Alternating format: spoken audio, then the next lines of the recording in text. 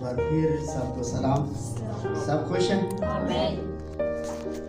आइए अपनी तवज्जो कलाम मुक़द्दस की तरफ लगाते हैं। इससे पहले कि हम खुदा का कलाम सुने, मैं चाहता हूँ कि थोड़ा थोड़ा आप आगे आ जाए। जितने भी भाई हैं वो इन सीटों को पहले कवर करें, जो पीछे आने वाले हैं वो फिर इजी बैठ जाएंगे। आइए मेरे साथ बाइबल मुक़द्दस को खोलिए और मत्ती की अंजील उसका 21वां बाब और उसकी 6ठी आयत से लेकर 11वीं आयत तक हम कलाम मुक़द्दस की तिलावत करेंगे। मत्ती की अंजील उसका 21वां बाब और उसकी 6ठी आयत के अंदर लिखा है, पास शागिर्दों ने जाकर जैसा यीशु ने उनको हुक्म दिया था वैसा ही किया और गधी और बच्चे को लाकर अपने कपड़े उन पर डाले और वो उन पर बैठ गया। भीड़ में से अक्सर लोगों ने अपने कपड़े रास्ते में बिछाए और उन्हें दरख्तों से डालियां काटकर राह में फैलाई। भीड़ जो उसके आगे आगे जाती और उसके पीछे पीछे चली आती थी, पुकार पुकार कर कहती थी, इब्ने दाऊद को होशना, इब्ने दाऊद को होशना। मुबारक है वो जो खुदावंद के नाम से आता है, आलमे बाला पर होशना। और जब वो यरूशलेम में दाखिल हुआ तो सारे शहर में हलचल पड़ गई और लोग कहने लगे, ये कौन है? जो भीड़ के लोगों ने कहा, ये गलील के नासरत का नबी यीशु है। और उसकी 15वीं आयत के अंदर लिखा है, लेकिन जब सरदार काहिनों और फकीयों ने उन अजीब कामों को जो उसने किए, लड़कों को हैकल में इब्ने दाऊद को होशना पुकारते देखा तो खफा होकर उसे कहने लगे, तू सुनता है ये क्या कहते हैं?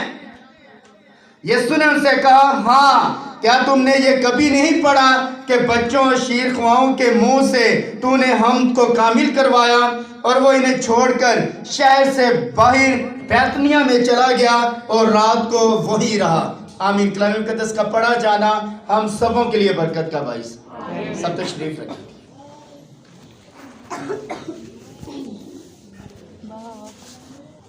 आज थोड़ी देर के लिए हम इस बात के ऊपर गौर करने जा रहे हैं, और आज पूरी दुनिया के अंदर जितने भी मसीही लोग हैं, आज खजूरों का इतवार बड़े जोश व खरोश से और बड़े खुशी के साथ और शादमानी के साथ इस चीज़ को वो सेलिब्रेट कर रहे हैं।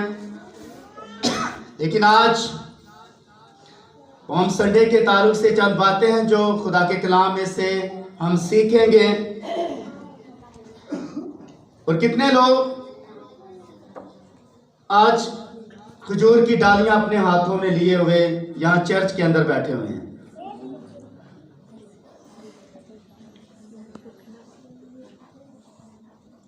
और ये बड़ा मसीह लोग इस बात को याद रखे, बड़ा अप्रिशिएट करते हैं कि जब यरूशलेम के अंदर यीशु मसीह की एंट्री हुई तो बड़ी याद रखें जलाली किस्म की हुई। उन्होंने होशना के नारे लगाए और इब्ने दाऊद को पुकारा और उसका रिसेप्शन बड़ा ज़बरदस्त किया गया। तो आज खुदा के फजल से हम इन्हीं बातों के ऊपर गौर करने जा रहे हैं। लफ्ज़ याद रखें, खजूरों का इतवार, पाम संडे। और पाम का आप याद रखें, जानते हैं इसका मतलब होता है खजूर। इसे बलसान का तेल भी से कहा जाता है। और खजूरों का इतवार लफ्ज त्यौहार, अब संडे लफ्ज जो लफ्ज इस्तेमाल किया गया, इसका मतलब अब खजूरों का जो इतवार है ये बड़ा खास है। और ये जो इसके लिए लफ्ज डेट लफ्ज इस्तेमाल किया गया है। डेट ट्री यानी डेट खजूर को कहा जाता है। अब खजूर का जो दरख्त है ये किस बात की अलामत है, इसको जानना बड़ा जरूरी है। और ये किस चीज को जाहिर करता है? ये इस चीज को जाहिर करता है, ये इम्तियाजी निशान को जाहिर करता है भी। और उसके बाद ये फतह का निशान है, क्योंकि बनी इस्राइल जब खजूर को अपने हाथों में लहराते, तो इस बात की अलामत था कि खुदा ने हमें फतह दी है अभी। तो ये फतह का निशान है। लेकिन अगर आज मसीहियों के हाथों में हमें खजूर की डालियां नजर आ रही हैं, तो ये किस बात की अलामत है? क्या अभी तक आपको फतह नहीं मिली? हाँ, क्या अभी तक हमें फतह नहीं मिली? क्या अभी तक हमारा निजात का काम नहीं हुआ? उन्होंने तो कहा ऐ इब्ने दाऊद होशना के नारे लगाए, लेकिन होशना इसमें कर्म करके अभी निजात दे दे, निजात दे। लेकिन हम उन लोगों को तो निजात की जरूरत थी और मिली। और आपको भी याद रखें, निजात की जरूरत है या नहीं अभी? क्या होशना का नारा लगाना इस बात की दलील है कि अभी तक हमें निजात नहीं मिली? और खजूर भी इस बात की अलामत है आपके हाथों में कि अभी तक आपको निजात नहीं मिली। कितने लोगों को अभी तक निजात नहीं मिली? मुझे भी एक पकड़ा दे ताकि थोड़ा डेमो दिया जाए। ये सैंपल होगा आपके लिए। ये जो खजूर है इस बात की अलामत है कि अभी तक मुझे निजात नहीं मिली, लेकिन है फतह की अलामत, है इम्तियाजी निशान। तो मुझे अभी तक फतह नहीं मिली। जब इस तरह आप लहरा रहे हैं तो इसका मतलब है कि आप ये कह रहे हैं, पुकार पुकार कर वो भीड़ कह रही थी इब्ने दाऊद होशना, इब्ने दाऊद होशना। तो जब याद रखें ये इधर ही रहेगा आज, ठीक? पादरियों को भी निजात की जरूरत है, ठीक है? तो होशना इब्ने दाऊद होशना। अब इब्ने दाऊद का जब वो लफ्ज इस्तेमाल किया उन्होंने, क्या यीशु मसीह ने उनके आवाज के ऊपर कान धरा? धरा या नहीं धरा? अब क्योंकि उस जमाने के अंदर इब्ने दाऊद की खिदमत नहीं थी, लेकिन आवाज क्या आ रही थी? इब्ने दाऊद। और उसी औरत ने कहा ऐ इब्ने दाऊद मेरी बेटी के ऊपर रहम कर। और इसी तरह इस्राएल के एक आदमी ने जो अंधा था जन्म का, उसने कहा, उसने पुकार कर कहा ऐ इब्ने दाऊद मुझ पर रहम कर। उसकी आवाज के ऊपर खुदा ने कान धरा, लेकिन कनानी औरत के आवाज के ऊपर कान नहीं धरा, क्योंकि वो गैर अकवाम की थी। और उसे क्या कह रही थी? नहीं, क्या कह रही थी? इब्ने दाऊद। लेकिन उसकी आवाज के ऊपर कान नहीं धरा। लेकिन जब उस अंधे ने, इस्राएल के आदमी ने उसको बुलंद आवाज से कहा इब्ने दाऊद, तो उसकी आवाज के ऊपर कान धरा। और जबकि इस्राएल के लोग, अब बड़ी भीड़ यरूशलेम, जब यीशु मसीह यरू से निकल कर आ रहे थे, तो यीशु मसीह ने एक बड़ा मौजज़ा किया। और दो अंधों को जब रास्ते के अंदर खुदा ने शिफा दी, तो यरू से निकल कर, याद रखें, यरूशलेम की तरफ जा रहे थे। तो जब वो यरूशलेम के नजदीक पहुंचे तो लोगों ने, याद रखे, बड़ा इस्तकबाल किया। रीजन था पीछे इस्तकबाल का? कोई रीजन था जब उन्होंने बड़ा इस्तकबाल किया? रीजन क्या था? वैसे यूहन्ना की अंजील मेरे साथ निकालें, एक रीजन वहां लिखा की अंजील, उसका 12वां बाब,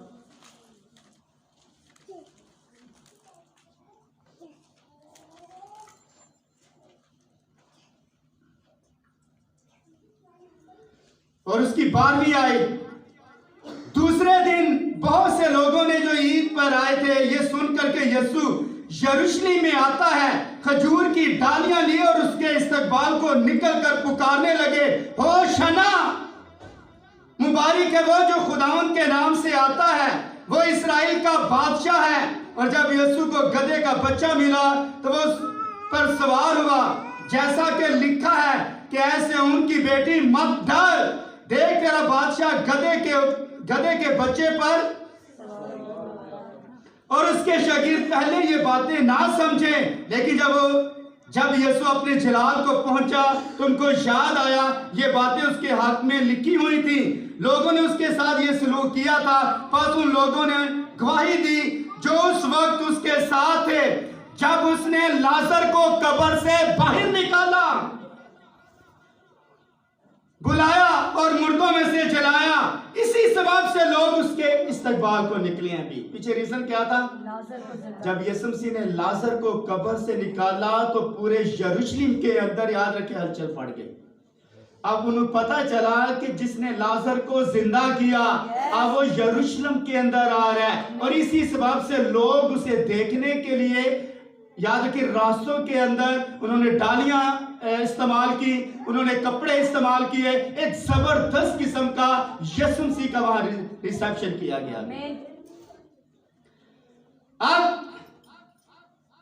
जबकि यीशु मसीह का एक बड़ा रिसेप्शन किया गया और लोगों की आवाज ये थी कि होश इब्ने दाऊद, होशना, यानी हमें कर्म करके अभी निजात दे दे, अभी फिलफौर हमें निजात दे दे। तो ये जो निजात का सिस्टम था, मैं आपको बताना चाहता हूं, ये लफ्ज जो निजात है, अरबी जुबान का ये लफ्ज निजात है और इसका मतलब होता है रिहाई, मखलसी और गुनाह माफ होने के हैं। भी यानी निजात अरबी जुबान का लफ्ज है जिसका मतलब रिहाई। अब दर हकीकत निजात की जब वो बात कर रहे हैं, वो दर हकीकत इब्ने दाऊद को ये कह रहे हैं, ऐ खुदा हमें रिहाई दे, रिहाई, मखलसी और गुनाह से हमें छुटकारा दे। ये तीनों काम, याद रखें, यीशु मसीह के उन्होंने सामने रख दिए भी। और जब यीशु मसीह ने, याद रखें, दर हकीकत यीशु मसीह यरूशलेम के एंट्री के बाद, याद रखें, पता, जब यीशु मसीह की रिसेप्शन के बाद यीशु मसीह ने एक बड़ा मेजर किस्म का काम किया है, और वो क्या था? जो ही लोगों ने डालियां, याद रखें, लहराना शुरू की, उसके बाद रास्तों में कपड़े बिछाए तो सीधा, याद रखें, कहां गया? हाँ, नहीं, यरूशलेम के अंदर तो हैकल थी ना, तो हैकल, यरूशलेम के इस्तकबाल के बाद डायरेक्ट यीशु मसीह कहां चले गए हैं? हैकल में गए। और हैकल के अंदर कौन सा असल काम किया?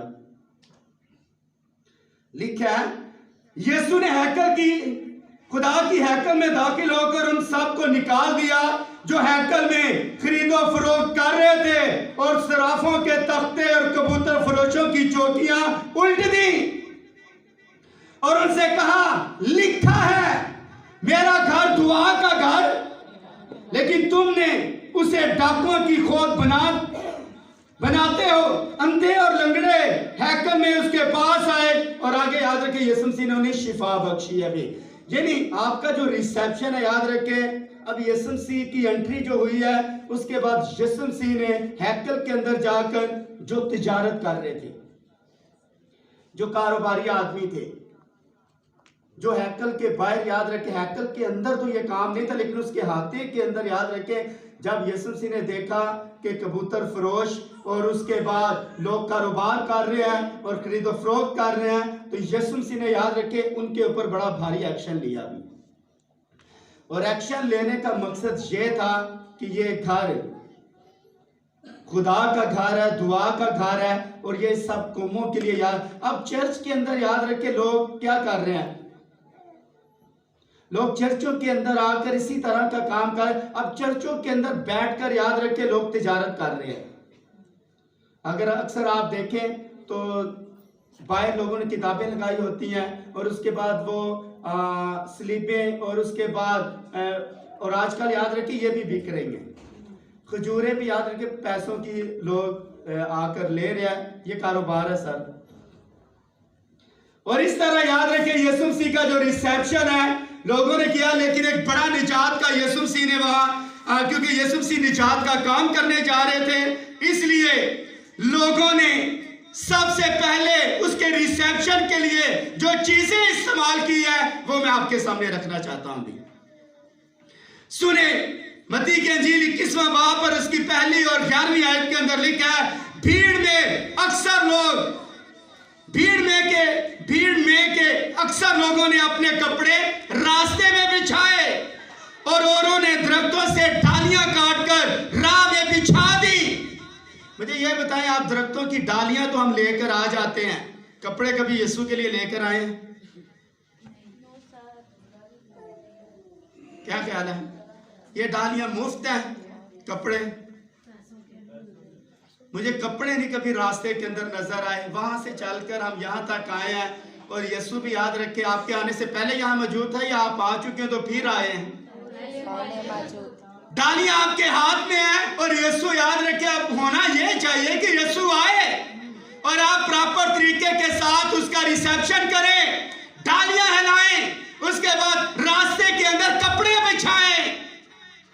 कितने लोग आज चादरें लेकर आए हैं वीआईपी किस्म की, कॉटन की लेकर आया कोई? सर यीशु आया है, जिसने लाजर को जिंदा किया, वो आज भी यहाँ मौजूद है, क्योंकि बाइबल मुकद्दस के अंदर लिखा है यीशु मसीह कल आज बढ़ के अब तक की रक्षा है।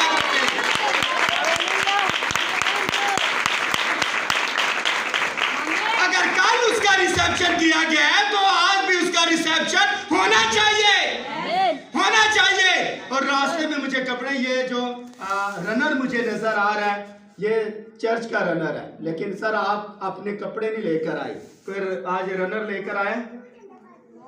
जब वीआईपी, याद रखें, कोई ऑफिसर आता है या वजीर आजम या सदर या कोई भी कोई ऑफिसर आता है, लोग वीआईपी के लिए, याद रखें, रास्तों के अंदर रनर बिछाते हैं। तो यीशु से याद रखें, उस जमाने के अंदर रनर तो नहीं थे जिस तरह आज वीआईपी हैं, लेकिन लोगों ने अपनी बेडशीटें और अपने कपड़े रास्ते में बिछा दिए। शायद कोई थान लेकर आया हो, शायद कोई उस वक्त, याद रखे, बड़े बड़े आला किस्म के कपड़े उन्होंने रास्ते में बिछा दिए हो। लेकिन आज की कलीसिया कपड़े लेकर नहीं आ रही। सर कपड़ों की जरूरत है यीशु मसीह को। कितने लोगों ने आज कपड़े बिछाए रास्ते के अंदर, घर से निकलकर यहां तक। और जितने भी दुनिया के अंदर ये आवाज अगर पहुंचे तो जरूर सुनिए कि दुनिया के अंदर कभी भी लोगों ने आज तक दोबारा रास्ते के अंदर यीशु मसीह के कपड़े नहीं बिछाए। वजह क्या? ये जरा सस्ते हैं, ये दरख्तों से काट कर, याद रखें, आप ले आते हैं, लेकिन दरख्तों पर कपड़े नहीं आप लेकर आते, वो नहीं काट कर ले। कोई थान से कपड़ा काट कर लाया आज? कोई आज अपने कपड़े लेकर आया? नहीं लेकर आए। लेकिन सुनिए, मरकज की अंजीर 11वां बाब 4 आयत, बहुत लोगों ने अपने कपड़े राह में बिछा दिए। बहुत लोगों ने, शायद हजारों की तादाद में लोगों ने कपड़े रास्ते के अंदर बिछा दिए। रीजन क्या था बिछाने का? क्यों लोगों ने कपड़े बिछा दिए? पता, ये खजूर की जो डाली है, ये इस बात की अलामत है। ये दर हकीकत, याद रखें, सुखावा लफ्ज इस्तेमाल किया गया इब्रानी ज़बान के अंदर, जिसका मतलब होता है सुखावा, जिसका मतलब होता है आरजी झोंपड़ी। जब वो झोंपड़ियां बनाते तो उसके ऊपर, याद रखे, ये खजूरों की जो डालियां थी, याद रखे, उसके ऊपर लटका देते। ये किस बात की अलामत थी? अपनी झोंपड़ियों के ऊपर, याद रखे, इस तरह एंगल बनाकर, झोंपड़ियों के ऊपर इस तरह एंगल बनाकर वो लटका देते। ये किस बात की अलामत थी? ये सिर्फ एक ही डाली ना बिछाते, बल्कि और भी, याद रखे, ये डालियां वो बिछाते। लेकिन उस दिन क्या हुआ? उस दिन ये हुआ, बहुत लोगों ने अपने कपड़े राह में बिछाए, और उन्हें खेतों में से डालियां काट कर रास्ते में बिछा दी। कपड़े तो, याद रखे, उन्होंने बिछाए, लेकिन उन्होंने खेतों में जाकर उन्होंने रास्तों में डालियां बिछा दी हैं। और उसके बाद यूहन्ना 12:12 के अंदर खजूर की डालियां ली और उसके इस्तकबाल को निकलकर पुकार कर कहने लगे, होशाना, होशाना। और याद रखें, कितने लोग हैं जो आज बैठकर, जब ये खजूर की डालियां अपने हाथों में लेकर आए, तो कितने लोगों ने नारे लगाए आज?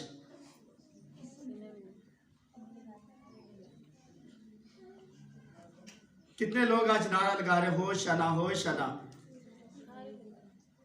तो फिर एक जरा नारा लगा कर दिखाएं। नहीं, हालेलुया नहीं, होशाना। आज होशाना। एक बार फिर, एक बार फिर, एक बार फिर। क्या कह रहे हैं आप? आप ये कह रहे हैं, ऐ खुदा करम करके अभी निजात दे दे। इसका ये मतलब है, याद रखें। करम कर, रहम कर खुदा, मेरे ऊपर रहम कर, मेरी जनरेशन के ऊपर रहम कर, मेरी नस्ल के ऊपर रहम कर। जो टीनेज के बच्चे थे वहां नारे लगा रहे थे, याद रखें। बड़े लोग नारे लगा रहे थे, बुजुर्ग नारे लगा रहे थे, खुदा हमें निजात दे दे, हमें जरूरत है निजात की, हमें जरूरत है। और उसके बाद बाइबल मुकद्दस के अंदर लिखा है, जब छठी मोहर खुली तो छठी मोहर खुलते ही याद रखें एक बड़ा स्पेस हमें नजर आया, और उस स्पेस के अंदर याद रखें 12,000 के ऊपर क्या लगा दी गई? मोहर लगा दी गई। और जब याद रखें जॉन ने आसमान के ऊपर 4 हवाएं देखी, तो उस वक्त मुकाशी की किताब उसका 7वां बाब मेरे सामने का,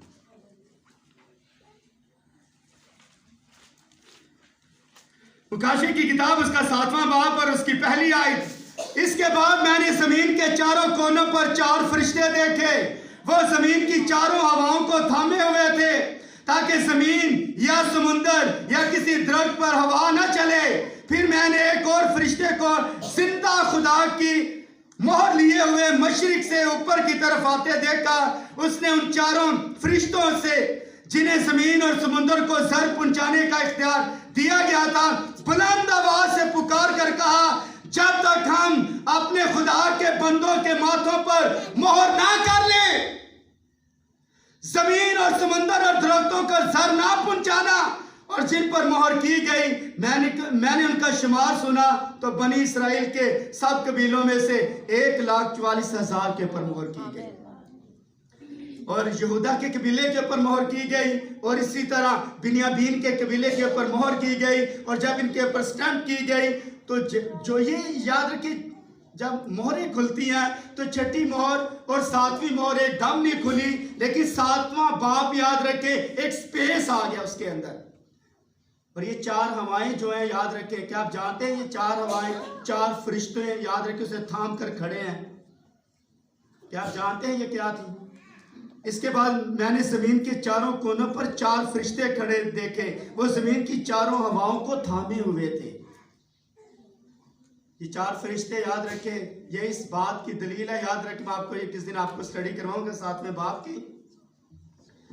4 फरिश्ते और 4 हवाएं। 4 हवाएं दर हकीकत ये 4 जंगे हैं। 4 कितनी हो चुकी हैं?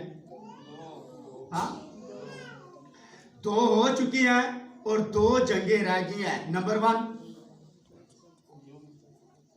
जूज मजूज की जंग, और उसके बाद हर मजदून की जंग। ये 2 बड़ी हवाएं रह गई हैं। 2 हवाएं हो चुकी हैं, अभी 2 हवाएं रह गई हैं। जो ही याद रखिए ये 2 हवाएं बाकी जो रह गई हैं। इसके बाद जॉन कहता है, इन बातों के बाद जो मैंने निगाह की तो क्या देखता हूं, हर एक कौम और कबीला और उम्मत और अहले ज़बान की एक ऐसी बड़ी भीड़ जिसे कोई शुमार नहीं कर सकता, सफेद जामे पहने और खजूर की डालियां अपने हाथों में लिए हुए तख्त और बरा के आगे खड़ी है। अब ये जो ग्रोह ऊपर नजर आ रहा है, और ये डालियां याद रखे सफेद, उन्होंने कपड़े पहने हुए हैं, सफेद जामे पहने हुए हैं, और उनके हाथों के अंदर क्या है? कौन लोग हैं वो? हाँ, ये कौन लोग हैं जो आसमान के ऊपर भी उनके हाथों के अंदर डालियां नजर आ रही हैं? खुदा, ये कौन लोग थे? ये लोग थे, सुने, हर एक कौम और कबीला और उम्मत और अहले जुबान। ये सारी दुनिया के अंदर जितने भी कौमें ऊपर चली गई, सारी की सारी उनके हाथों के अंदर क्या थी? खजूर की डालियां। किस बात की अलामत था? नहीं, किस बात की अलामत थी कि ऊपर जाकर भी याद रखे उनको ये काम करना पड़ा। जॉन ने देखा, यूहन्ना ने आसमान के ऊपर देखा, तो ये किस बात की अलामत था? ये इस बात की अलामत है, खजूर फतह की अलामत है। और जब याद रखें उन्हें फतह मिल गई, फिर भी याद रखें खजूर की डालियां जॉन ने अपनी आंखों से देखा कि वो लहरा रहे हैं। और आज अगर आप खजूर की डालियां लहरा रहे हैं तो इसका मतलब है कि खुदा ने आपको फतह दे दी है या देगा? हाँ, कितने लोग याद रख के निजात याफ्ता याद बैठे और गैर निजात याफ्ता कितने लोग बैठे हैं? जो गैर निजात याफ्ता है उनको याद रखें, अपने हाथों में आप क्या लें? खजूर की डालियां लें और क्या कहें कि खुदा मुझे फतह दे दे, खुदा मुझे, यही मतलब है ना इसका? क्या ख्याल है, ये मतलब है या नहीं है? तो आप समझदार क्या नहीं रहे कि ये मतलब नहीं है इसका, क्या ख्याल है? तो ये जो आसमान के ऊपर एक बड़ा याद रखे ग्रोह हमें नजर आ रहा है, वो सफेद जामे, लेकिन जमीन के ऊपर यीशु मसीह का रिसेप्शन किए हुए लोगों ने सफेद जामे नहीं पहने हुए थे। आप याद रख के फर्क देखे भी, उनके लिबास कैसे थे? जमीन के ऊपर उनके रंगीन लिबास थे, लेकिन आसमान के ऊपर एक ही लिबास था और वो लिबास था यीशु मसीह के खून से वो जामे साफ हो गए थे। इसलिए याद रखें, आप उनके हाथ के अंदर याद रखें कोई और चीज नहीं थी, ये चीज थी। और जॉन ने ये बात आसमान के ऊपर देखी। और सुने, जब हम इस बात के ऊपर अपनी पूरी तवज्जो लगाते हैं तो खुदावा ने बनी इस्राएल की मुकर्रर रीतों के अंदर यह कानून खुद दिया था कि वो दरख्तों की डालियां और घने दरख्तों की डालियां अपनी जिंदगी के अंदर इस्तेमाल करें, इस्तेमाल के लिए। ये रेफरेंस आपको कहां मिलेगा? ये रेफरेंस आपको आप लिख लें, अबार की किताब उसका 23 बाब उसकी 39 आयत और नमिया की किताब के अंदर आपको ये रेफरेंस मिलेगा कि किस तरह याद रखें जब खुदा ने उन्हें फतह दी तो फतह के बाद याद रखें उन्होंने खजूर की डालियां याद रखें उन्होंने इस्तेमाल की हैं। नमिया की किताब 8वां बाब और उसकी 13वीं आयत। कोई भी बच्ची जरा बुलंद आवाज से जरा पढ़ ले, क्या कोई भाई? नमिया की किताब उसका 8वां बाब और उसकी 13वीं आयत। क्या आप सब खुश हैं?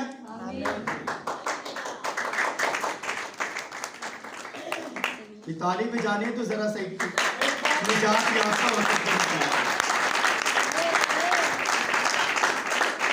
लिखा है, दूसरे दिन सब लोगों के आबाई खानदानों के सरदार और काहिन और लावी और अजरा फकिया के पास इकट्ठे हुए कि तौरेत की बातों पर ध्यान लगाएं और उनको शरीयत में यह लिखा कि खुदावन ने मूसा की मार्फत फरमाया है कि बनी इस्राएल 7वें महीने की ईद में झोंपड़ियों में रहा करे।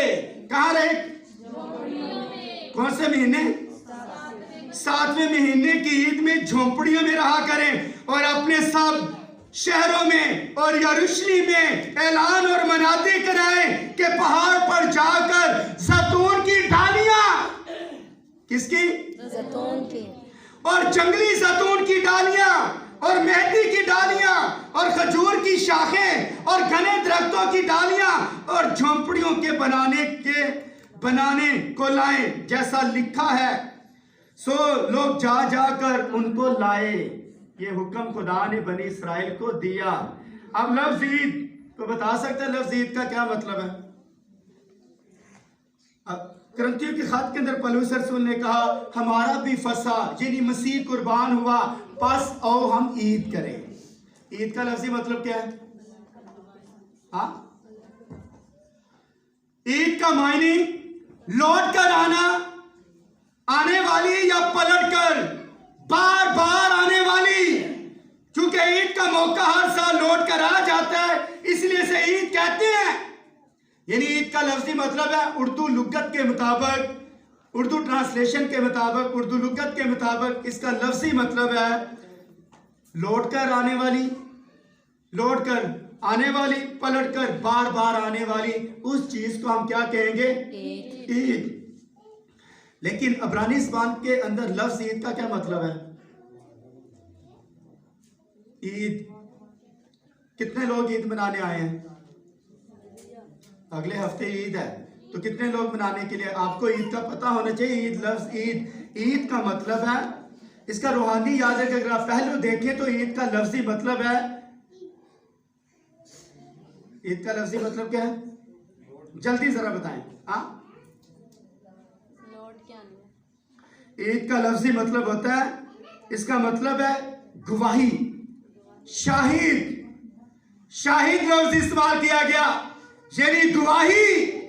अब ईद याद रखें, हम इसीलिए मनाते हैं कि आपके पास गवाही है, और गवाही ये है, यीशु मसीह मरा, दफन हुआ और तीसरे दिन मुर्दों में से जी उठा। ये गवाही है हमारे पास, ये गवाही है।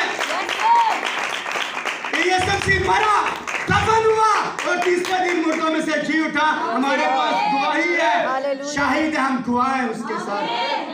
2000 साल पहले यीशु मसीह ने, याद रखे, एक बड़ा कफारा दिया। यीशु मसीह मरा, दफन हुआ और तीसरे दिन मुर्दों में से जी उठा भी। ये हमारे पास गवाही है। ये गवाही कोई आदमी हमारी नस्लों के अंदर खत्म नहीं कर सकता। हमारी आने वाली नस्लें, उनके दिलों के अंदर, उनके ब्लड के अंदर, उनके डीएनए के अंदर, ये रग रग के अंदर है, यीशु मसीह मरा, दफन हुआ और तीसरे दिन मुर्दों में से जी उठाया। ये हमारी नस्लों के अंदर है। हमें कत्ल भी कर दिया जाए, हमें मारा जाए, हमें छोटे छोटे टुकड़े करके पीस भी कर दिया जाए, लेकिन ये बात याद रखे, 2000 साल पहले वो मरा, दफन हुआ और तीसरे दिन मुर्दों में से जी उठा। कोई दुनिया का माई का लाल हमारे नस्लों के अंदर ये चीज निकाल नहीं सकता। यस या नो? नहीं निकाल सकता सर। ये हमारी रगों के अंदर, हमारी खून के अंदर चला गया, और इस बात के हम गवाह हैं। कितने लोग यीशु मसीह के मुर्दों में से जी उठने के गवाह हैं? इस चीज के तो आप गवाह हैं, हो सकते हैं। कपड़ों के सर आप गवाह हो सकते हैं, खजूर की डालियों के गवाह हो सकते हैं, रास्ते में जो रनर बिछाया आप उसके गवाह हो सकते हैं, लेकिन सबसे उत्तम गवाह आपको याद रखें, यीशु मसीह मुर्दों में से जी उठा। याद ये रियलिटी आपको मैं सच्चाई बता रहा हूँ। क्या ख्याल आपका? अब साबित करें कि यीशु मसीह मुर्दों में से जी उठा। भाई ब्रैनम कहते हैं गो टेल, जो बताओ। उस मैसेज के अंदर भाई ब्रैनम ने कहा, भाई ब्रैनम कहते हैं कि बिली ग्राम जो था, याद रखें, एक बार मुसलमानों के साथ उनकी डिबेट हुई, बिली ग्राम की। बिली ग्राम, याद रखें, उस डिबेट को हारा। उसने साबित करना था कि यीशु मसीह खुदा का बेटा है। यीशु मसीह क्या है? खुदा का बेटा। वो डिबेट याद रखे, वो बिली ग्राम जो हारा, और उसके बाद भाई ब्रैनम ने ये बात की, उसने कहा कि अगर मुझसे वो डिबेट करते तो मैं उनको बताता कि यीशु मसीह दर हकीकत खुदा का बेटा है। ये सच्चाई मैं बताता उनको, क्योंकि हमारी रगों के अंदर है। और याद रखें, हम कहाँ फेल होते हैं, मैं आज आपको बता, जब लोग हमसे सवाल करते वो खुदा का बेटा नहीं है, तो याद रखें, वहां याद रखें हमारे जो हवास हैं और जो हमारी याद रखें सारी जो डॉक्ट्रेन है, वहां फेल हो जाती है कि यीशु मसीह खुदा का बेटा नहीं है। साबित करें भी खुदा का बेटा। क्या ख्याल है? अक्सर लोग हमसे यही सवाल करते हैं, लेकिन आपको सर साबित करना है कि वो खुदा का बेटा नहीं, वो खुदा का बेटा है। शक है? कितने लोगों को शक है वो खुदा का बेटा नहीं है? बाइबल तस्दीक करते, देखो ये खुदा, देखो ये मेरा प्यारा बेटा है जिससे मैं खुश हूँ। खुदा का बेटा है सर वो। और खुदा, याद रखें, ये इस खुदा ने चाहा तो इसके ताल्लुक से हम स्टडी करवाएंगे। और यशवा की किताब 22वां बाब, शाहिद लफ्ज ईद, गवाही देना। आपके सर, आपके पास गवाही होना जरूरी है।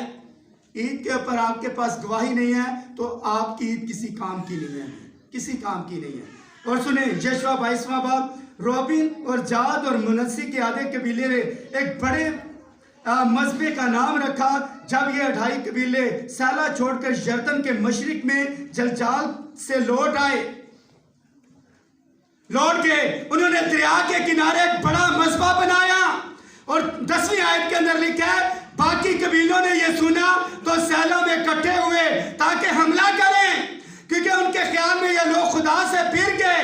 कुछ भाइयों ने फिनहास को बनी इस्राएल के सरदारों के आवार उनके पास इत्तेजाज करने को भेजा।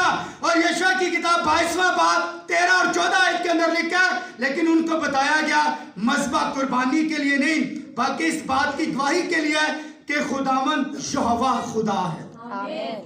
खुदावंद यहोवा खुदा है। इसलिए इसे इब्रानी में ईद यानी गवाही का मज़बा कहा जाता है। और कैथलिक तर्जमे में इसे याद रखें, शाहिद का नाम दिया गया। शाहिद इसमें गवाही होता है। शाहिद जिसका नाम है, इसका मतलब है गवाही। तो 22वां बाब 34 आयत, क्योंकि वो हमारे दरमियान शहादत हुआ, खुदावंद ही खुदा है भी। इसका मतलब है कि जब खुदा आपकी जिंदगी के अंदर गवाही रखे, ईद का मतलब ये नहीं है पलट कर आना, बार बार आना, लौट कर आना। दर हकीकत सर आपके पास गवाही होनी चाहिए भी। कितने लोगों के पास गवाही है और कितने लोगों का ईमान है कि यीशु मसीह मुर्दों में से जिंदा हो गया है? बता सकते हैं? किसी को बता सकते हैं? मानना और बात है, मानती तो याद रखे पूरी दुनिया है। सबसे उत्तम बात है लोगों को जाकर बताना भी। गोटल जो मेरे शागिर्दों को बताओ कि मैं मुर्दों में से जिंदा हो गया हूं। अब शागिर्द याद रखे सोए हुए थे, शागिर्दों ने साबित कर दिया कि यीशु नासरी हमारे लिए मरा भी। उन्होंने साबित किया, अपने कामों से साबित किया भी। आमीन। अब याद रखे इस्राएल की ईदें जो खुदा ने याद रखे, ने कहा कि आपने याद रखे ये काम करना है। इस्राएल की टोटल ईदें कितनी थी? इस्राएल की टोटल ईदें कितनी थी? ऊंचा बोले जरा। ये आपने बातें पहले सीखी हुई हैं। कितनी? 7 या 6? 6 या 7?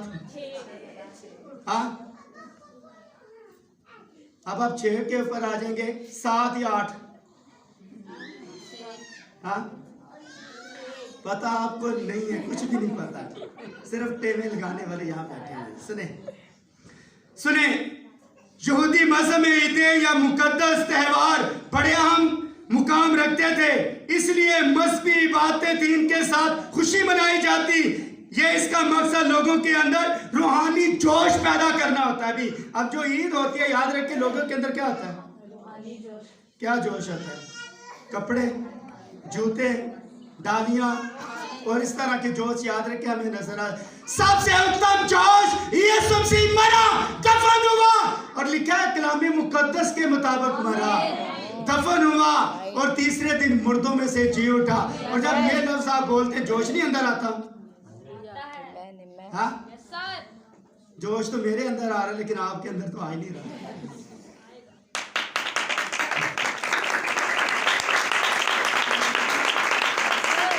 इन ईदों के याद रखिए, इन ईदों के ऊपर हम डिटेल से बात नहीं करेंगे, लेकिन कितनी ईदें थी? हाँ, 8 ईदें थी। नंबर 1, 6 का ऑर्डर खुदा की तरफ से था। 2 का जो ऑर्डर था, ये याद रखिए, वो खुद मनाया करते थे। पहली ईद उनकी थी सबत की हफ्तावार ईद, सबत की। दूसरी ईद थी फसा या बेखमीरी रोटी की ईद। तीसरी ईद पेंतिकोस। चौथी नरसिंगो या नए चांद की ईद। और 5वीं कफारे के दिन की ईद। और 6ठी ईद ख़याम। और ईद ख़याम के ऊपर ये काम किया जाता था, ये वाला। अपनी झोंपड़ियां बनाते। ख़याम का क्या मतलब होता है? मैंने कहा कि सुखावा लफ्ज इस्तेमाल किया गया, यानी आर्जी झोंपड़ियां बनाते और उस झोंपड़ियों के अंदर याद रखें इस तरह की डालियां इस्तेमाल करते। इस बात की अलामत आप सुने, सबत की हफ्तावार ईद, फसा या बेखमीरी रोटी की ईद, ईद पेंतिकोस, नरसिंगो या नए चांद की ईद, कफारे के दिन की ईद, ईद ख़याम। ईद ख़याम के अंदर क्या करते? इसका मकसद यह था, इस्राएल के बियाबान में भटकने की याद में मनाई जाती। इस ईद के दौरान लोग इस बात की याद में उनके आबा अजदाद बियाबान में कैसे जिंदगी बसर की, यरूशलेम में झोंपड़ियों और खेमों में वो रहते, वो इस बात की अलामत थी कि हमारे आबा अजदाद झोंपड़ियों के अंदर उन्होंने जिंदगी बसर की भी। लेकिन ऊपर क्या थी? ये किस बात की अलामत है? उन्होंने झोंपड़ियों के अंदर जिंदगी बसर की, लेकिन इस बात की अलामत थी कि खुदा ने हमें फतह दी हुई है, खुदा ने हमें। और उसके बाद नंबर 7 ईद तजदीद, ईद। और उसके बाद नंबर 8 ईद पुरीम। ईद पुरीम के अंदर याद रखें पूरी आस्तर की किताब पढ़ी जाती। जितनी भी उनकी ईदें आती तो इस दौरान याद रखें वो क्या करते, आस्तर की किताब पढ़ी जाती। और इन ईदों के ऊपर याद रखें, ईद क़याम के ऊपर नहमिया की किताब 8वां बाब 13 से 16 आयत के अंदर याद रखें बनी इस्राएल कौन कौन सी डालियां इस्तेमाल करते थे। लेकिन जब यीशु मसीह का रिसेप्शन किया गया उस वक्त कौन सी डालियां इस्तेमाल की गई। लेकिन जब अपना खैमा बनाते, झोंपड़ियां बनाते, हट बनाते तो उसके ऊपर याद रखें कौन सा वो चीजें इस्तेमाल करते। नहमिया की किताब के अंदर ये रेफरेंस लिखा है 8वां बाब 13वीं आयत से लेकर 16वीं आयत तक। नंबर 1 जैतून की डालियां। नंबर 1 अब अपनी झोंपड़ियों के ऊपर जैतून की डालियां क्यों इस्तेमाल करते हैं?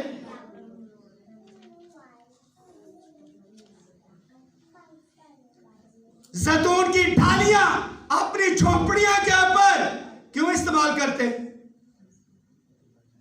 रीजन क्या था? रीजन ये था जैतून की डाली याद रखें ये सुलह की अलामत है। जैतून की डाली किस बात की अलामत थी? सुलह की अलामत थी। पता है नूह के तूफान के अंदर जब उसने बड़ा तूफान आया तो जब जमीन के ऊपर बारिश रुकी उसने याद रखे कबूतरी उड़ाई, और उस कबूतरी के अंदर याद रखे जब वो वापस आई कश्ती के अंदर उसके मुंह के अंदर क्या था? जैतून की डाली। मैं कहता हूं कि उस कबूतरी की याद रखें उसके पंजों के अंदर क्यों नहीं लटकाया था डाली? पंजों के ऊपर याद रखें उसने डाली को क्यों नहीं पकड़ा हुआ था? मुंह के अंदर क्या थी? मुंह में क्यों डाली थी? जैतून की पत्ती थी। क्यों? जैतून की डाली सुलह की अलामत है, और सुलह पांव से नहीं की जाती, सुलह मुंह से की जाती है। सुलह याद रखे मुंह से की जाती है। माफ कीजिए सर। और जब पांव दिखाते हैं तो इसका मतलब है कि आप नफरत कर रहे हैं सर। इसलिए मुंह के अंदर भी सुलह, और सुलह के जूती पहन ले। याद रखें सुलह की जूती, यीशु ने कहा सुलह की जूती याद रखें। इसलिए सुलह की अलामत नूह के दिनों में एक कबूतरी जब याद रखे लेकर वापस जैतून की डाली आई, इस बात की अलामत थी खुदा की और इंसान की अब सुलह होगी। याद रखे। और याद रखे जब वो अपने झोंपड़ियों के ऊपर जैतून की डालियां लगाते तो इस बात की अलामत थी कि एक दिन याद रखें ये खुदा इंसान से सुलह करेगा। एक दिन आएगा, एक दिन आएगा कि खुदा जरूर इंसान से सुलह करेगा। और वो दिन आया यरूशलेम के अंदर जब उसका बड़ा रिसेप्शन किया गया, जब लोगों ने याद रखे कहा है खुदा निजात बख्श दे या निजात कर्म करके अभी खुदा हमें निजात दे दे, सल्वेशन दे खुदा हमें। वो टाइम आ गया कि खुदा के और इंसान की सुलह हो जाएगी। सुलह हुई या नहीं? और सुलह किस मुकाम के ऊपर हुई? कलवरी के मुकाम के ऊपर याद रखे। अब याद रखे खुदा के और इंसान की सुलह हो गई। और सुलह उस वक्त याद रखे नुमाया नजर आई जब हैकल का पर्दा याद रखे फट गया और खुदा के और इंसान की सुलह होगी। आमीन। इसका मतलब है वो झोंपड़ियों के ऊपर जैतून की डाली जब ऊपर लगाते इस बात की अलामत थी कई हजार साल पहले उनके दिल के अंदर था एक दिन आएगा वो हमसे सुलह करेगा। एक दिन आएगा इब्राहिम के दिल के अंदर, मूसा के दिल के अंदर, नबियों के दिल के अंदर, नहमिया के, अज़रा के और बाकी जितने भी नबी आए उनके दिल के अंदर था वो एक दिन हमसे जरूर सुलह करेगा। और उसके बाद नंबर 2, उनकी झोंपड़ी के ऊपर दूसरी डाली जो इस्तेमाल की जाती, जंगली जैतून की डाली इस्तेमाल की जाती। इसका क्या मतलब था पता है? बाइबल मुकद्दस के अंदर लिखा है, मैंने इसराइल को अपनी हथेली के ऊपर बना लिया, वो जिधर मूवमेंट करती है मैं मेरी आंख उसे देखती रहती है। पता है, जब झोंपड़ियां बनाते तो जो डालियां इस्तेमाल करते, एक भी डाली बेफायदा नहीं थी। एक भी उनका एक्ट जो था, जो उनका किरदार, वहां जो उनका चाल चलन, जो कुछ कर रहे थे, उनका एक भी याद रखे रायगा नहीं था। नंबर 1 जैतून की डालियां, नंबर 2 जंगली जैतून की डालियां। जंगली जैतून या असल जैतून की डालियां कौन है? पौलुस ने रोमियो के खत के अंदर क्या बोला? असल जैतून की डालियां इसराइल है और हम जंगली जैतून की डालियां हैं। और जब जंगली जैतून की डालियां ऊपर इस तरह लटकाई जाती तो इस बात की अलामत थी एक दिन वो गैर कौमों को भी निजात देगा। एक दिन वो गैर कौमों को भी मिली या नहीं? लेकिन जाओ आप सारी खलक के सामने अंजील की मुनादी करो, जो ईमान लाए बपतिस्मा ले वो निजात पाएगा भी। और आज निजात का याद रखें सिलसिला आज हमारे पास है या नहीं? इसलिए जंगली जैतून की डालियां, सर यहाँ असल जैतून की डालियां बैठी हैं, जंगली कितने जंगली बैठे हैं? जैतून की डालियां, जंगली जैतून की डालियां कितनी बैठी हैं? कितने लोग जंगली जैतून की डालियां? सर हम सब हैं, ये पास्टर साहिबान, मुबशर साहिबान, जितने भी यहाँ बैठ, सारे जंगली जैतून की डालियां। याद रखे, असल याद रखे, वादे उन्हीं के साथ हैं। लेकिन ये खुदा का करम है, ये खुदा की निजात है कि खुदा क्या पौलुस ने बात की। पौलुस कहता है कि हम नकम्मे और कमीने और बेवजूद, हमारा कोई वजूद नहीं था, लेकिन उसके लहू ने हमें गैर कौमों से अपने बेटे और बेटियां बना दिया। अब आप देखिए, मैं कहता हूं आप इसराइल से भी उत्तम है। इसराइल तो असल याद रखे जैतून की डालियां, हमारा लेवल उससे भी ऊपर चला गया है, क्योंकि हम उसकी दुल्हन है और दुल्हन 1000 साल बादशाह में उसका याद रखे, उसकी जो पसली है उसके साथ बैठे दिया। लेकिन वो जो है दोस्तों अपने आप को जैतून की डालियां कहते थे, याद रखें वो दरबान हमारे होंगे, वो याद रखें हमारी खिदमत करेंगे। और आप याद रखें एक दुल्हन याद रखें उसके तख्त के ऊपर बैठ, और ये शर्फ इसराइल को नहीं गैर कौमों को। आमीन आमीन। जैतून की डालियां, जंगली जैतून की डालियां, और उसके बाद मेहंदी की डालियां। मेहंदी की डालियां अपनी झोपड़ी के ऊपर बनाते, लगाते, डालियां काट कर लाते, और मेहंदी की डालियां किस बात की अलामत थी? मेहंदी की डालियां किस बात की अलामत थी? सर मेहंदी की डालियां इस बात की अलामत थी, ये खुशबू की अलामत है। और पौलुस रसूल ने कहा कि याद रखे हमारे अंदर मसीह की खुशबू है। याद रखे जहां हम जाते हैं, याद रखे लोग हमें सूंघते हैं, मसीह याद रखे, मसीह आपके अंदर से नजर आए। खुशबू किसके अंदर?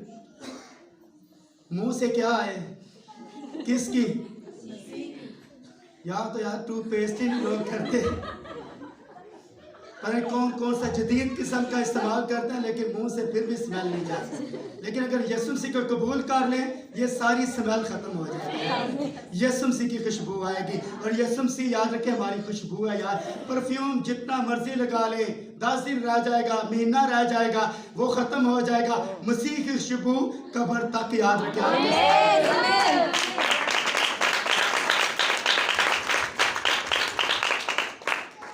और इसके बाद जैतून की डालियां, जंगली जैतून की डालियां, मेहंदी की डालियां और खजूर की शाखें जो आज हमारे हाथों के अंदर हैं, ये किस बात की अलामत है? ये अपनी झोपड़ी के ऊपर क्यों बनाते हैं? ये इस बात की अलामत है, याद रखें खूबसूरत औरतों को तिमर कहा जाता है, और तिमर का मतलब होता है खजूर। तिमर उस औरत का नाम रखा जाता है, शायद इधर किसी का अगर नाम है तो सुन ले ये बात, तिमर का मतलब होता है खूबसूरत। और इसराइल के अंदर खूबसूरत औरतों को तिमर कहा जाता था, इट्स मीन खजूर कहा जाता था, खजूर। ठीक है, तो आज दुनिया के अंदर बेशक मसीही लोग सियाफाम है, लेकिन याद रखे है तिमर, है खूबसूरत। क्या ख्याल है जमीला?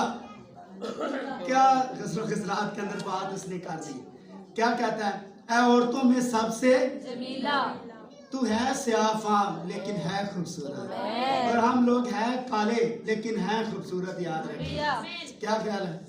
इसी लोग पुराने वक्त 50 साल पीछे चले, अभी तो जनरेशन गोरी आ रही है, पीछे ज्यादा चले जाए तो याद रखे लोग काले आ रहे थे, सियाफाम ही आ रहे थे। तो जो लोग ने देखा आप क्रिश्चियन है, जी सर हम क्रिश्चियन है। एक लफ्ज है पता है, ये जो सीपर लफ्ज है अदारों के अंदर बोला जाता है, सीपर। सीपर का मतलब होता है उर्दू डिक्शनरी के मुताबिक याद रखें, इसका मतलब होता है भंगी। ये पुराने जो याद रखे, जो आजकल तो सीपर बड़े गोरे हैं, ठीक है, ये पुराने थे याद रखें, तो वो याद रखें, वो लोग उन्हें ये कहकर बुलाते। शुक्र है कि याद रखें आजकल तो कोई और नाम इनको मिल गया, तो नाम जितना मर्ज है लेकिन हमारी शख्सियत हमेशा खूबसूरत है। हमें लोग चूड़ा बोले, हमें लोग भंगी बोले, हमें जो मर्जी बोले, लेकिन यीशु मसीह की खुशबू हमारे चेहरे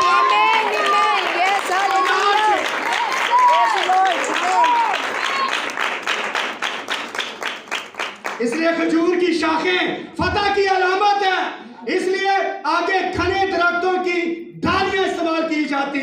नंबर 5 घने दरख्त, बिल्कुल याद रखें, इस तरह जो अलग अलग नहीं, इस तरह याद रखें घने दरख्तों की डालियां पूरा याद रखें झोपड़ी के ऊपर इतना घना बना देते तो याद रखें कोई भी बारिश अंदर ना आती। इसका क्या मतलब है? घने दरख्तों की डालियां क्यों इस्तेमाल करते हैं? जिसके ज्यादा पत्ते होते हैं, क्यों इस्तेमाल करते हैं घने दरख्तों की? खजूर की डाली के अंदर घनापन नहीं है। खजूर वो पीछे भाई साहब जरा लहराएं जरा थोड़ा सा, देखिए इनके अंदर ना बारिश आ जाएगी, ये घने नहीं है। घने दरख्तों की डालियों से ये मुराद है आपकी फेलोशिप। आपकी फेलोशिप इतनी घनी हो, कोई भी याद रखे कोई रखना करने वाला वहां मौजूद ना हो, कोई सुराख उसके अंदर ना हो, इतनी गहरी फेलोशिप आपकी होनी चाहिए। और गहरी फेलोशिप याद रखे सिर्फ कलाम से आपकी हो सकती है, इसके अलावा नहीं है। घने दरख्तों की डालियां, बेद की डालियां इस्तेमाल करते। नंबर 6 बेद की डालियां, रेफरेंस लिख लें, अबार की किताब 23 बाब 40 आयत, अयूब की किताब 40 बाब 22वीं आयत, ज़बूर 137 दूसरी आयत, यसाया 15वां बाब उसकी 7वीं आयत के अंदर बेद की शाखों का रेफरेंस आपको मिलेगा। और बेद की शाखों का क्या किरदार है? बेद की शाखों का किरदार क्या है? ऊपर देखें, बेद की शाखों का किरदार क्या है? हाँ, ये सर देखें, इसकी इतनी लचक होती है, यहाँ पकड़कर यहाँ तक नीचे तक आ जाए, इसके अंदर लचक नहीं, लेकिन उसके ये इसने अपनी लचक दिखा दी जितनी दिखा सकता था। तो इसके अंदर इतनी लचक है, बेद की लचक याद रखें इतनी है कि वो जमीन तक याद रखें, उसकी शाखों को आप पकड़कर ऊपर से लेकर नीचे तक आए, इस तरह छोड़े एकदम याद रखें ऊपर चली जाएगी। बेद की शाखें इस बात की अलामत है, बेद की शाखें इस बात की अलामत है कि उनके अंदर सर लचक है। और लचक याद रखें हमारे अंदर तो लचक है ही नहीं है, ना बीबियों के अंदर लचक है और ना मर्दों के अंदर। थोड़ी सी बात करते हैं वो हम बाइबल मुकद्दस के अंदर लिखा है मुंह फट के साथ वास्ता, इंसाल की किताब के अंदर लिखा है मुंह फट के चले ना। सर आपके पास लचक और इतना लचक है, बाइबल मुकद्दस के अंदर यीशु मसीह ने कहा छोटा बने, जो छोटा बनेगा वो ही बड़ा बनेगा। अगर आप छोटा नहीं बनते याद रखें, अगर आपके पास लचक होगी तो छोटा बनेगा ना। तो जब सरिया इसके अंदर है या गर्दन के अंदर सरिया, पास्टर जमील साहब कहते हैं जब तक मेरे गर्दन के अंदर सरिया था मैं किसी से सलाम भी नहीं किया करता था। और अब खुदा का शुक्र है कि वही पास्टर जमील याद के सरिया निकाला और बेत की शाख अंदर डाली, और इसके बाद याद रखे अभी उसकी कलीसिया के 100 बंदे हो गए हैं। ये बड़ी खूबसूरत बात है, वो जबरदस्त खिदमत कर रहे हैं। तो खुदा का शुक्र है। तो बेत की शाखें ये लचकदारी को जाहिर करती हैं। और आगे महजूनों की शाखें, नंबर 7, महजूनों की शाखें, ये याद रखे, ये शाख भी याद रखे, ये झुकी होती है। और जो झुकी होती शाख है, फल याद रखे, अकड़ी शाख को लगता है या झुकी हुई को। कितनी शाखें हैं यहाँ जो बैठी हैं, जो झुकी हैं, जिन्हें फल लगा हुआ है, रूह के फल। रूह का फल पहला कौन है? मोहब्बत। उसके बाद मेहरबानी, हलीम, तहम्मुल। ये फल याद रखे आपकी झुकी हुई, याद रखे, इस बात की शहादत है कि ये जिंदगी के अंदर नजर आने चाहिए। सर क्या मेरी बात आपको समझ आ रही है? इसलिए ये डालियां इस्तेमाल की जाती, लेकिन यीशु मसीह का जब रिसेप्शन किया गया तो ये डालियां याद रखे, जो बाइबल मुकद्दस के अंदर लिखा है, खजूर की डालियां खेतों में डालियां काट कर फैला दी, कपड़े रास्ते में बिछा दिए। अक्सर लोगों ने अपने कपड़े रास्ते में बिछा दिए, और उन्हें दरख्तों से लकड़ियां काट कर, डालियां काट कर, याद रखे, उसके रास्ते में बिछा दी। लकड़ियां नहीं, डालियां। और कुछ लोगों ने कपड़े रास्ते के अंदर बिछा दिए। कपड़े किस बात की अलामत है? कपड़े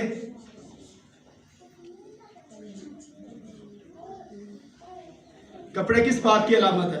कपड़े, यीशु मसीह ने तालीम दी थी, कोरे कपड़े का पुविंद, नई पोशाक के ऊपर कोरे कपड़े का जो पुविंद होता है, याद रखें, कोरे का मतलब होता है नया या गैर इस्तेमाल शुदा। नया कपड़ा लेते हैं और उसको काट कर एक पुराना कपड़ा उसके साथ जोड़ते हैं, कौन जल्दी फटेगा? हाँ, पुराना फट जाएगा, लेकिन नया नहीं फटेगा। याद रखें, यीशु मसीह के रास्ते के अंदर जो उन्होंने कपड़े बिछाए, इस बात की अलामत थी कि यहूदी तालीम ये है। अब याद रखें, हमें नई तालीम की जरूरत है। याद रखें, अकेली और इनकी तालीम को नहीं खाते। इसलिए जो कपड़े आपकी तालीम को जाहिर करते हैं। क्या उस औरत ने कहा, जमीला ने ये कहा कि शहर पनाह के मुहावजों ने मेरी चादर मुझसे छीन ली, उन्होंने मुझे मारा, उन्होंने मुझे घायल किया, और इस शहर पनाह के मुहावजों ने मेरी चादर मुझसे छीन ली। तो चादर याद रखें, उन्हें मारा भी, कूटा भी, और उसकी चादर भी। आपकी तालीम याद रखें जिस किस्म की है, लेकिन याद रखें आपकी तालीम इसके साथ मेल खाए भी।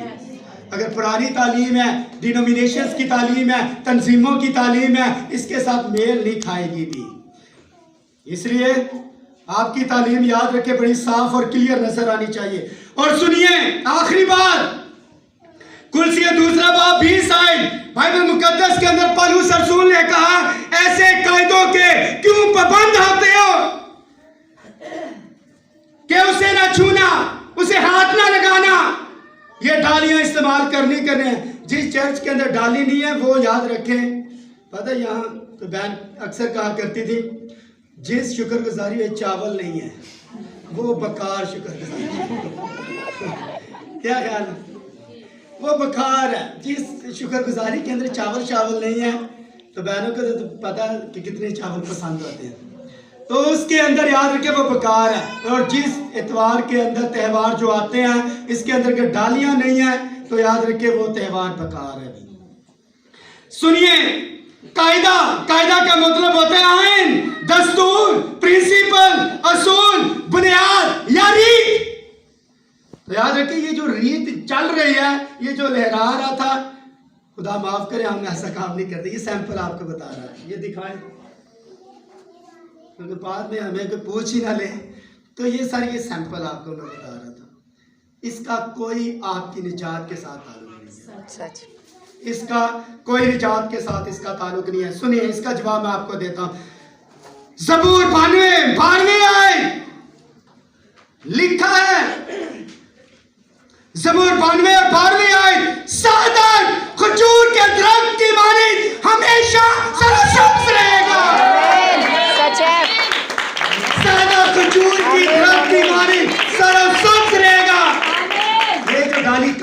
है ये सूख जाएगी, लेकिन ये डालियां कलाम के साथ जुड़ी रहेंगी, ये कभी कट नहीं सकती भी। सादक खजूर के दरख्त की मानी सरोसब्ज होगा, वो लुबनान के देवदारों की तरह बढ़ेगा, लंबा होगा। याद रखें, उसका कद याद रखें बड़ा। बेशक आपका कद छोटा है, लेकिन रूहानी तौर पर आपका कद यीशु मसीह तक होना चाहिए। जो खुदावंद के घर में लगाएंगे वो हमारे खुदा की बारगाहों में सरसब्ज होंगे, वो बुढ़ापे में भी बरोमंद होंगे। याद रखें, हमारे जो बूढ़े हैं ये क्या होंगे? देखिए, वो बुढ़ापे में भी बरोमंद होंगे।